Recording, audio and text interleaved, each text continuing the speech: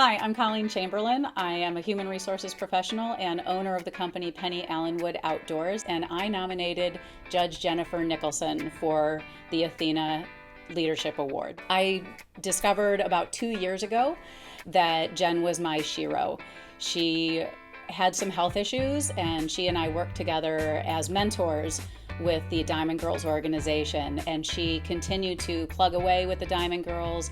She showed up at our meetings, she mentored the youth and the students, and she's always just been such a positive attitude, and that's been a fantastic reason for me to want to nominate her for this award. I think the superpower that I have gained by knowing Jen is really the ability to continue to be compassionate and to add additional compassion to my daily life, because Jen works in such a difficult organization and such a difficult job, and yet she's always smiling and she's always happy and she's always positive, and she does everything that she can do to help make those around her better. I think if the world were coming to an end, Jen would be the one that would just flash that brilliant smile, and everything around her would just be so much more positive, and I think the world would just be better because of it.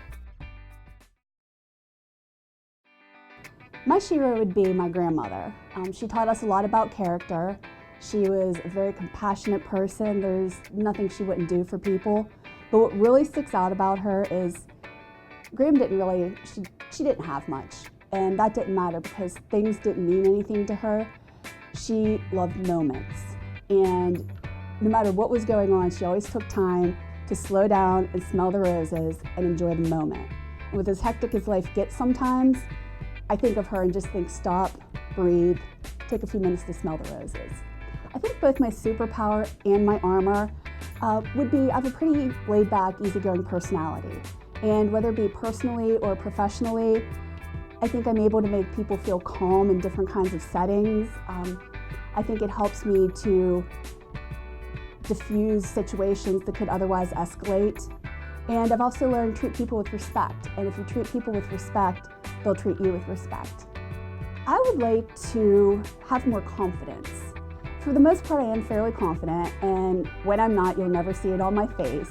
But there are certain things that completely intimidate me. For example, in 12 years, campaigning has never gotten easier for me. Walking into a room, randomly shaking people's hands, going door to door, it intimidates me greatly. I'll just never let anyone see that. I think one of my biggest villains is that I overthink everything. I have plan A, I have plan B, I have a list for plan A, a list for plan B, and I cause myself a lot of stress that I don't need.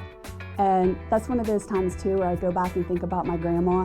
I think, stop, breathe. My biggest challenge is when I got this job, I was 34 years old and I looked younger. And people thought because I looked young and I was a female that I was going to be a pushover. So I had to really establish myself that I'm going to be firm, this is my court now, these are my rules, and just show that, I could back it up. And it took about 6 months or so, but after that I was established and nobody ever questioned me again. I would say, don't lose track of your goals and your dreams. I've known from the time I was little that I wanted to be a judge. I knew I was going to go to law school, but I didn't do it that way. When I graduated from college, I got a job working in the sheriff's department in the courthouse. I met a lot of people there, both political people, attorneys. I got to know a lot of people.